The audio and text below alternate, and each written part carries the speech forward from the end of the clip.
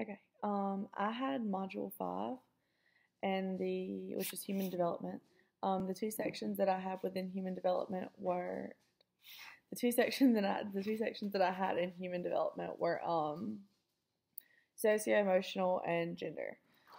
Human development, well, the textbook definition of development is the pattern of continuity and change in human capabilities that occurs throughout the course of life. Um, Human development consists of 3 stages, which is childhood, which is like birth to age 10, which is like infant, toddler, and then you get up into like childhood, which is just up to age 10.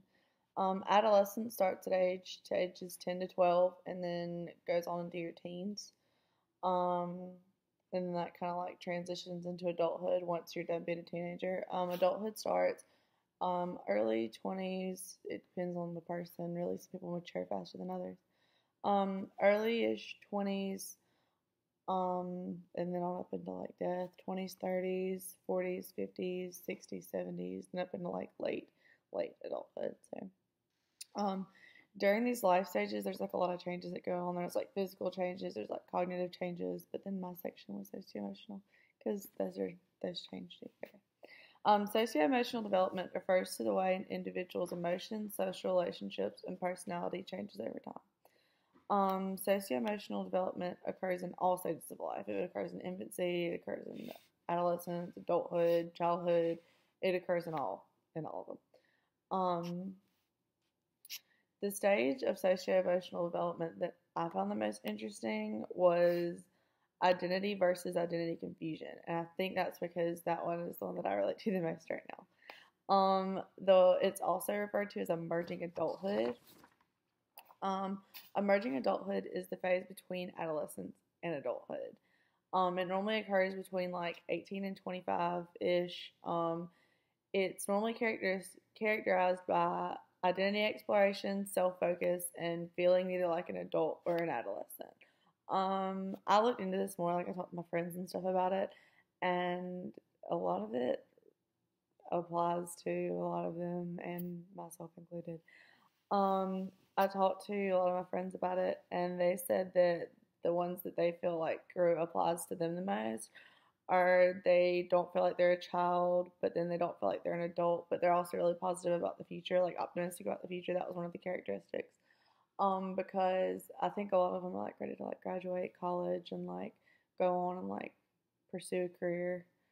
So yeah, it makes them optimistic about the future. Yeah, and that's pretty much socio-emotional, and that's what I got out of that section.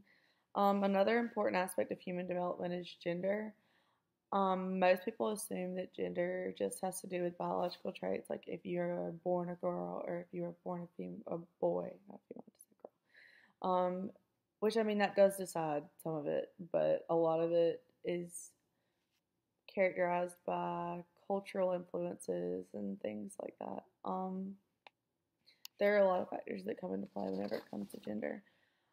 Developing children often rely on like their social surroundings to like kind of get a feel of gender roles. Like for example, if their mom cooked and cleaned all the time, and if their dad like went out and made money and like ran the household that way, that's a way that kids could like kind of see like, oh, women are supposed to cook and clean while men are supposed to provide for the house, like that kind of thing. Also, it kind of like starts earlier on too, like in like children, like among kids their age. Like if a boy wore a shirt to school that maybe had like Barbie on it or something, and like a girl wanted to like play with monster trucks, like that might not be like looked upon as like normal and like what the kid's supposed to do. So they kind of like stem from that too. Um, a lot of it also has to do with like the way kids are raised, because in like some cultures, well, most cultures raise kids on like traditional gender roles, which are like boys are supposed to be masculine, which is like, you know, powerful and like assertive and stuff like that. But girls, and like whereas girls would probably have to be like feminine, obviously, which is like more like less like more passive and laid back and nicer. So that's how a lot of like genders, like that's how a lot of like girls and boys are raised. But then also some cultures raise children on like the fact that like they should be like more the same than anything. Like boys shouldn't be afraid to show emotion, girls shouldn't be afraid to like be more assertive. So it really honestly just depends on like a lot of it has to do with culture and stuff. Yeah, that's pretty much it.